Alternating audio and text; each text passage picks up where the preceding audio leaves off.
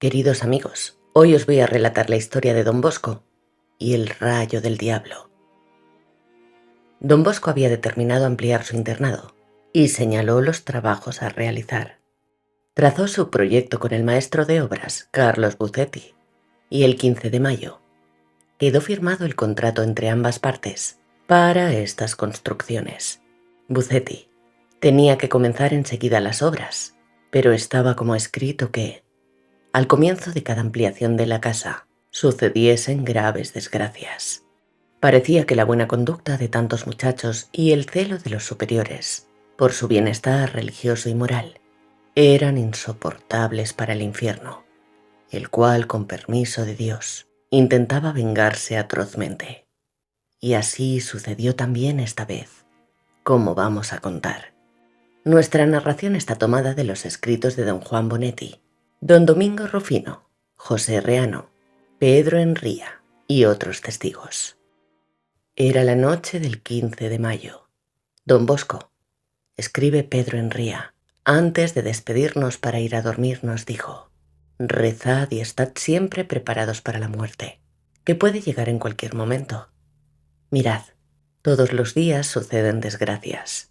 Uno que se cae desde una gran altura, otro que es acometido por unos asesinos, este que muere ahogado, ese de un síncope, aquel herido por un rayo, y otros de distinto modo.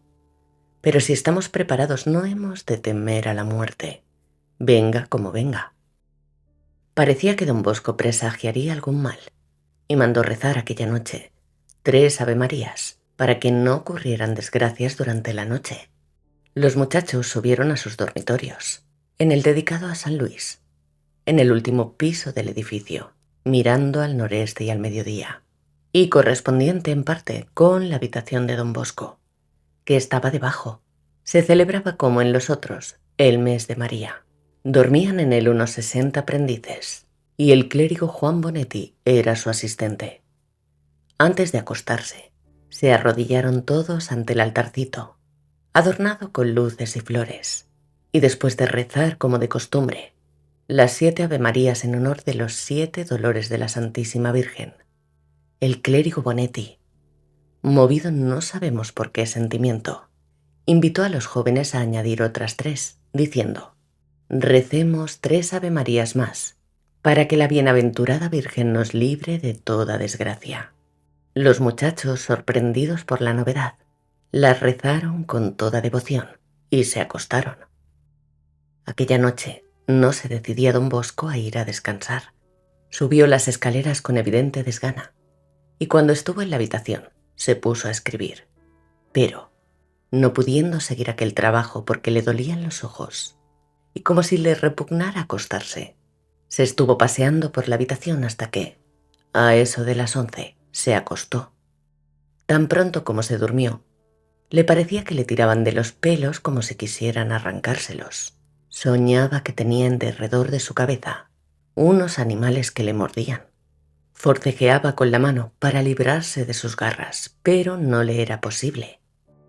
Poco después de medianoche, cuando toda la comunidad estaba sumida en el primer sueño, se levantó una gran tempestad y comenzaron a brillar los relámpagos y a retumbar espantosamente los truenos.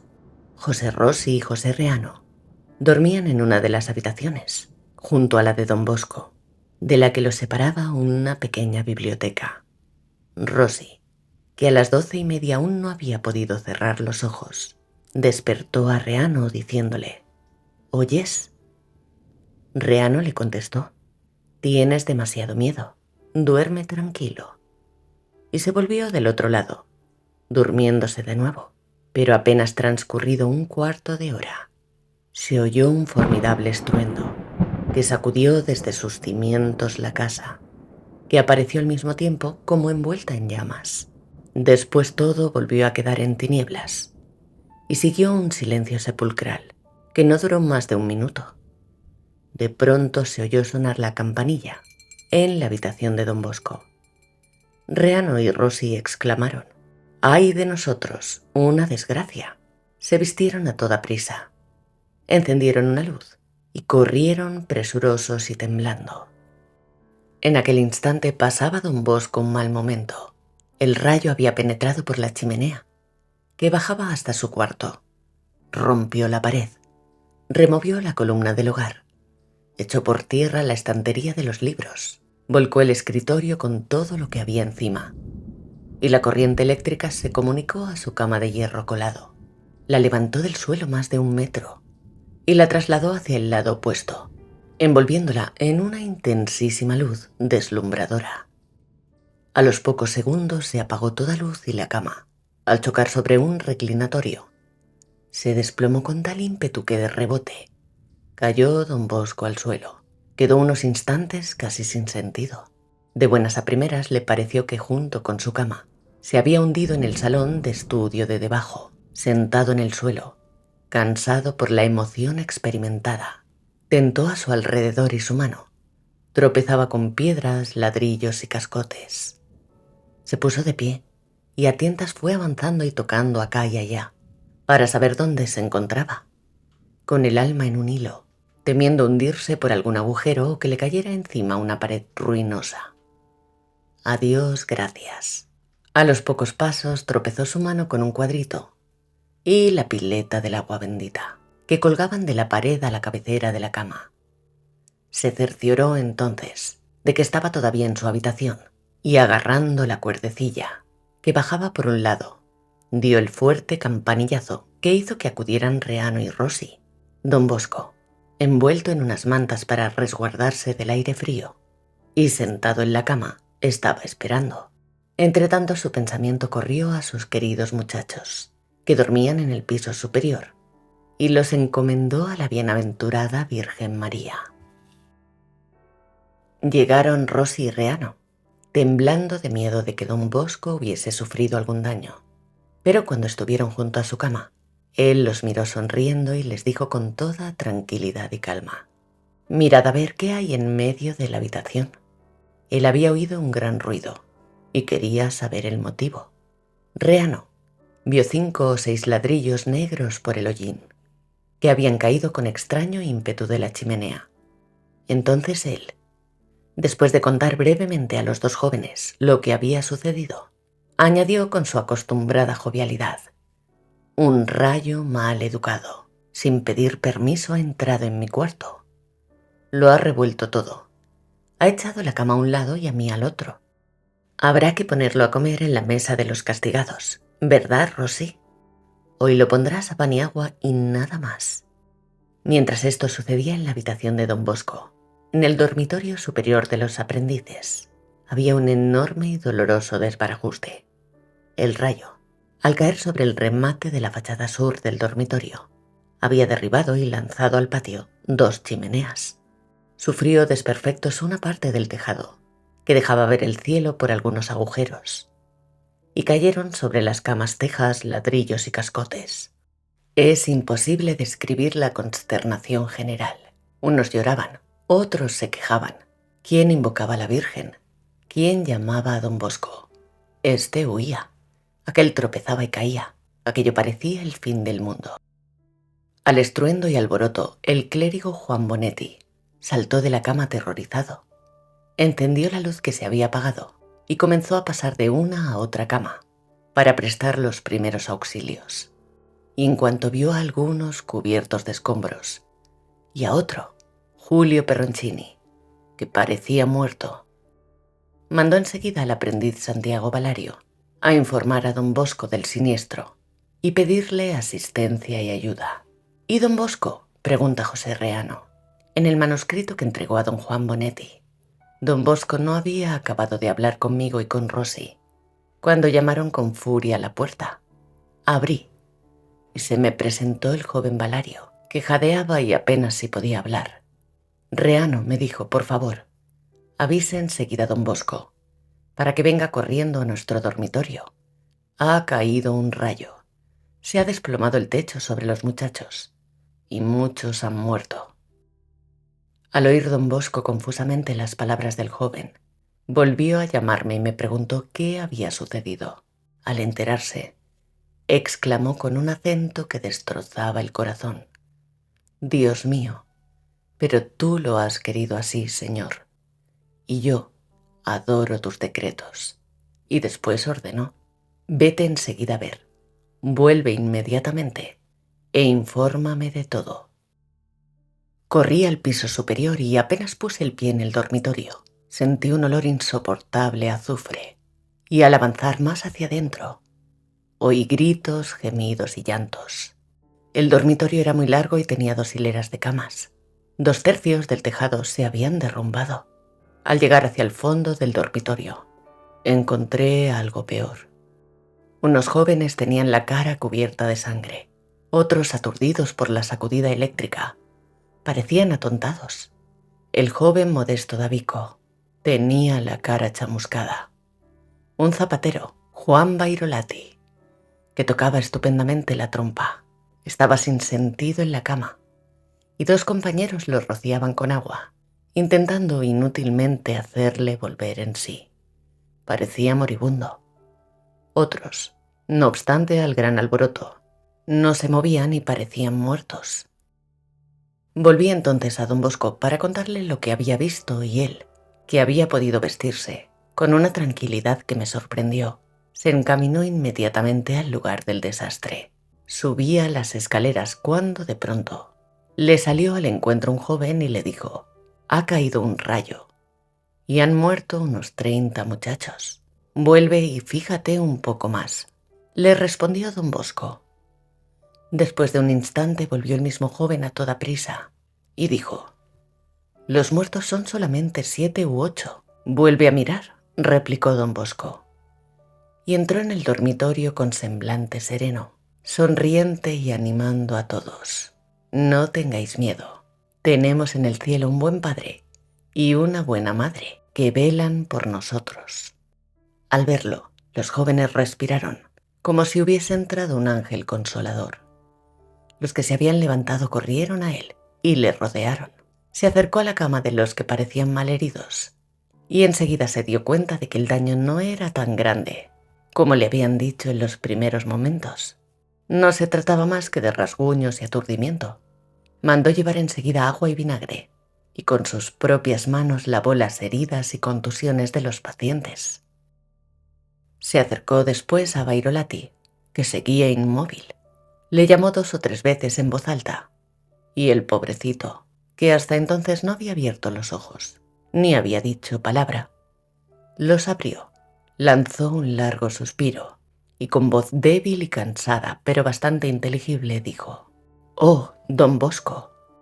Al poco rato se recobró completamente, y se unió a los compañeros. Por fin se acercó don Bosco a Peroncini, que todavía seguía inmóvil en su cama. Temían todos que hubiera sido alcanzado por el rayo, por lo que nadie hasta entonces se había atrevido a sacudirlo, temiendo tal vez tener que comprobar que era cadáver. Don Bosco mandó acercar más la luz. Lo examinó y vio que el pobre joven tenía una herida en la cara y que una pequeña astilla de caña, mezclada con los escombros del tejado derribado, se le había clavado en la mejilla hasta asomar a flor de piel, junto al párpado inferior del ojo derecho. Intentó sacársela con las puntas de los dedos, pero no pudo. Pidió entonces unas tijeras y con ellas, empleándolas como pinzas, se la sacó. El dolor de la extracción sacudió al presunto muerto y, creyéndose que le molestaba algún compañero, dio un puñetazo a don Bosco, gritando en dialecto piamontés: «Bribón, déjame dormir». Resulta más fácil imaginar que describir el regocijo que invadió a todos los circunstantes al oír aquella voz y aquella expresión. Soltaron todos junto con don Bosco una gran carcajada por la alegría y el alivio que experimentaron al quedar completamente seguros que de tan grande desastre no había ninguna víctima. El trabajo de las primeras curas de los muchachos duró casi 1 hora, y cuando don Bosco advirtió que había quedado a salvo la vida de todos, desahogó su corazón con un afectuoso Deo gratias y exclamó: «Demos gracias de corazón al Señor y a su Santísima Madre. Nos han salvado a todos de un gran peligro. Ay, si se hubiese declarado el fuego en la casa, ¿quién habría podido salvarse?». Y ante el altarcito del dormitorio se rezaron las letanías de la Santísima Virgen. Después de esto, aun cuando todavía no habían dado las 2, los de aquel dormitorio ya no quisieron volver a la cama y bajaron con don Bosco a la iglesia. Se quedó solamente don Víctor Alasonati, acabando de curar a los que lo necesitaban y disponiendo luego lo que procedía para el caso. Mientras tanto, todos aquellos aprendices se confesaron, asistieron a la misa, celebrada por don Miguel Rúa, y comulgaron. A las 5 de la mañana, cuando sonó la hora de levantarse la comunidad, los compañeros de los otros dormitorios se extrañaron al ver a tanto muchacho en el patio y se apresuraron a bajar. ¿No habéis oído nada esta noche?, preguntaban los aprendices a los estudiantes. ¿Qué ha pasado?, contestaban estos. En sus dormitorios habían dormido todos tranquilos, y los aprendices contaban las aventuras y las emociones pasadas durante la noche, e iban diciendo y repitiendo una y mil veces: es verdaderamente la Virgen, a quien rezamos anoche, la que nos ha salvado. Entretanto, don Bosco acababa de confesar a los últimos aprendices, cuando llegaron los estudiantes, de suerte que puede decirse que hubo comunión general en la misa, celebrada a las 7 por el mismo don Bosco. Fue un espectáculo conmovedor, nos dijo el canónigo Anfosi. Cuando volvió don Bosco a su cuarto, los clérigos fueron a verle para asegurarse de que no le había sucedido percance alguno, y los recibió paternalmente, con su acostumbrada sonrisa en los labios. Es la 3ª vez, les dijo, que el rayo se toma la molestia de fastidiarme. Las 2 primeras sufrí lo mío, pues por algún tiempo no pude leer ni escribir largo rato, sin sentirme acometido de un molesto sopor, del que curé dando paseos un tanto forzados. Pero temo que la sacudida de esta noche va a ser mucho peor para mi salud. Sin embargo, ya se lo dije al rayo cuando estalló, siquiera algo más de garbo, y añadió después: esta es una de las mayores gracias que nos obtuvo la Santísima Virgen, Madre del Señor. Tuvo de ello una prueba evidente poco después, cuando subió a examinar los daños de la noche. El cielo raso del dormitorio era de tablas cubiertas con un entramado de cañas atadas con alambres, clavadas y revocadas con cal.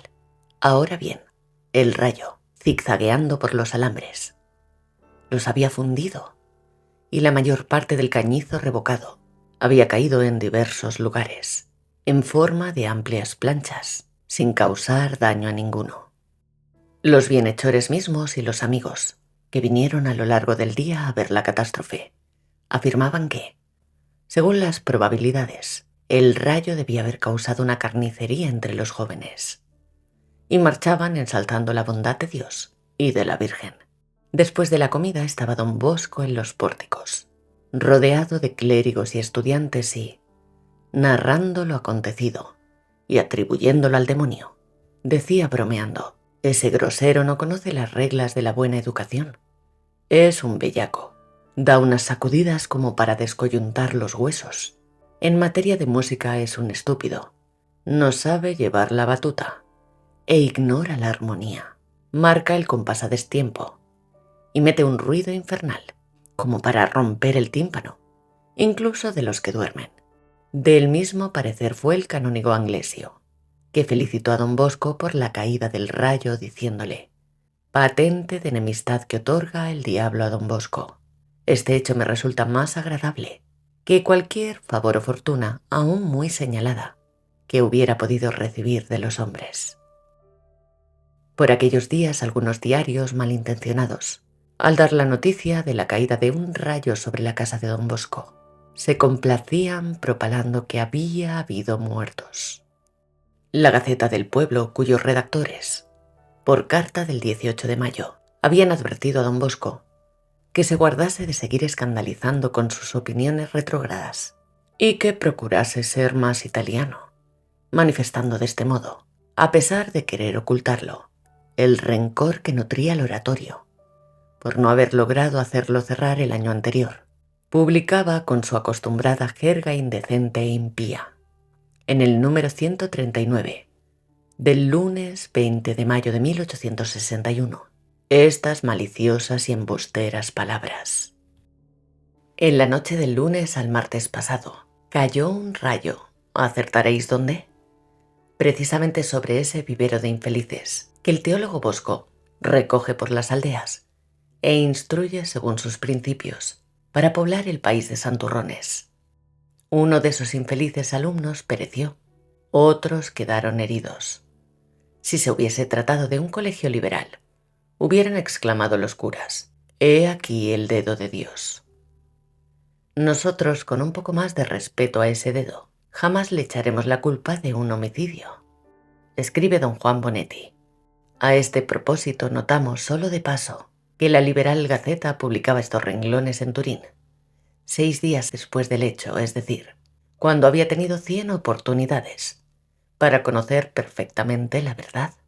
Mas, para ciertos diarios, la mentira es su vida, y la blasfemia y la calumnia su oficio y fuente de ganancia.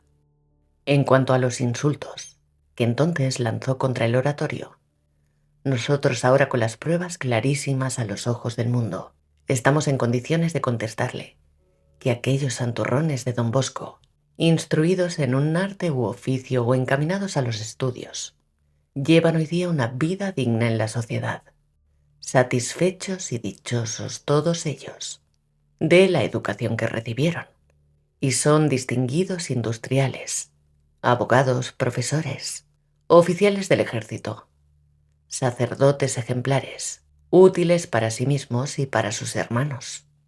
Más aún, no pocos de ellos, renunciando generosamente a sus comodidades e incluso prodigando su vida, penetraron ya en la Patagonia, llevando la luz de la religión y los beneficios de la civilización a tribus bárbaras y salvajes, haciéndose de este modo verdaderos bienhechores de la pobre humanidad.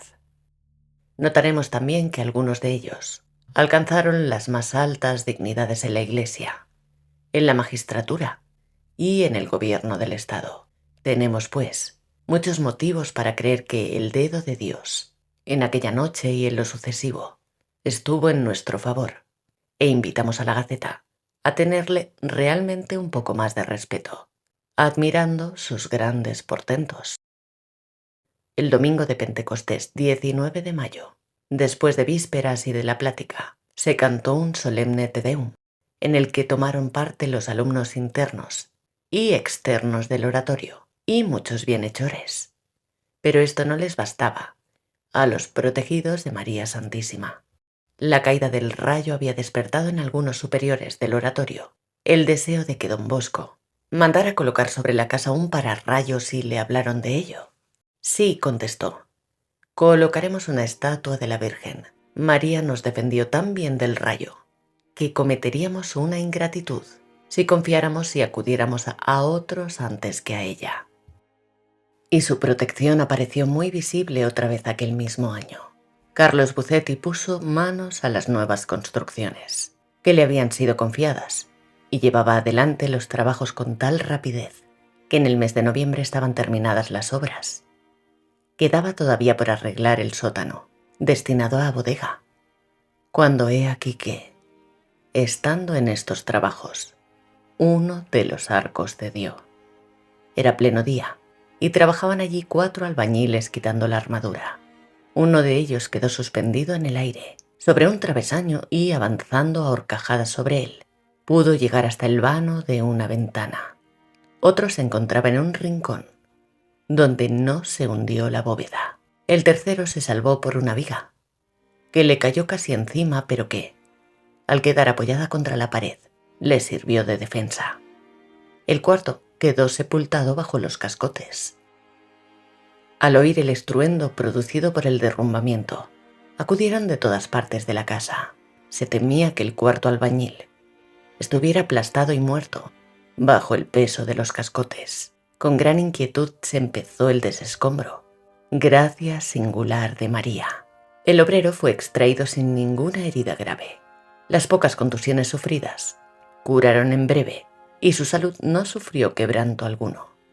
También don Bosco, al oír lo acaecido, acudió inmediatamente Pero al encontrarse con Busetti, que ya iba a comunicarle que no había sucedido desgracia alguna, sonriendo como de costumbre dijo: «Una vez más quiso el demonio hacer una de las suyas. Pero, adelante, no hay que temer». Algunas noches después de este incidente, tuvo don Bosco un sueño que le recordó otro que tuvo en 1856, cuando se derrumbó parte del edificio en construcción. Le pareció encontrarse en su habitación preocupado por aquella catástrofe, cuando vio entrar al canónigo Gastaldi, que le dijo: «No se aflija porque se le haya caído la casa». Don Bosco lo miró fijamente, extrañado de aquellas palabras, y el canónigo, después de mirarle a él, continuó: «No se aflija porque se le ha caído la casa. Surgirán dos, una para los sanos y otra para los enfermos». El siervo de Dios recordó siempre este sueño y esta promesa, persuadido de que con el tiempo se levantaría cerca del oratorio una casa hospital, grande o pequeña, no importa, provista de todo lo necesario para atender a los salesianos y a los alumnos enfermos. En los años anteriores y en los siguientes, se lamentaba don Bosco de verse obligado por la necesidad o por graves inconvenientes a mandar parte de sus enfermos a los hospitales públicos. Vigilaban los administradores, los directores, los médicos, las monjas y el capellán. Pero desgraciadamente era motivo de escándalo la inmoralidad y la irreligiosidad de ciertos enfermos. Baste un botón de muestra. Murió en 1886 el jovencito Enría en el hospital de San Juan. Los enfermos, que estaban en las camas junto a la suya, con pullas y conversaciones obscenas, habían comenzado a tentarlo, mas él, que temía al Señor, no les hizo caso y se limitó a responder: «Nada sé de lo que decís». Estalló una carcajada de aquellos malvados. Cuando pidió los sacramentos volvieron a la carga con nuevas mofas, pero él respondió: «Yo no os molesto a vosotros y vosotros no debéis molestarme a mí. Piense cada cual en sí mismo. Recibidos los auxilios de la religión con mucha piedad, comenzó a entrar en el periodo agónico, y entonces sus vecinos le iban repitiendo entre blasfemias contra Dios: «Has invocado a Dios, has sido bueno, y mira cómo te escucha. Muérete, muérete tú también. ¿De qué te sirve haber mandado llamar al cura?». El jovencito no contestó, pero sintiéndose próximo a morir, dijo al enfermero: «Llámeme a alguno que recite las oraciones de los moribundos. Avise a mi hermano, que estaba sirviendo en el hospital. Me muero». Y como nadie le sugería oración alguna, y su hermano tardaba en llegar, estrechó el crucifijo y comenzó a rezar el De Profundis. Antes de acabar el salmo expiró.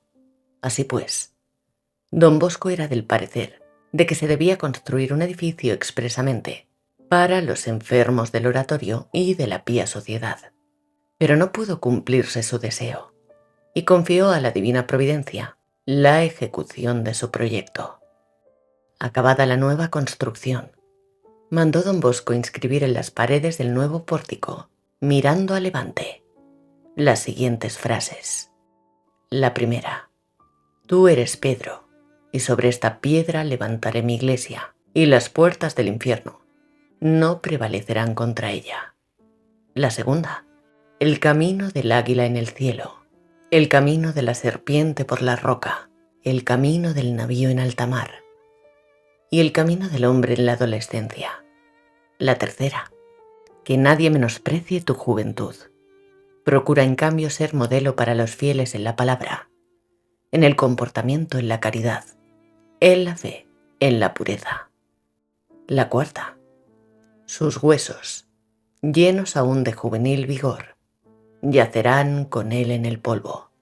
La quinta: «Bueno es para el hombre soportar el yugo desde su juventud». La sexta: «Vivo alabarás a Dios, vivo y sano, le darás alabanza y honor, y te gloriarás en sus misericordias». Y la séptima: «Y eran bautizados por él en el río Jordán, confesando sus pecados».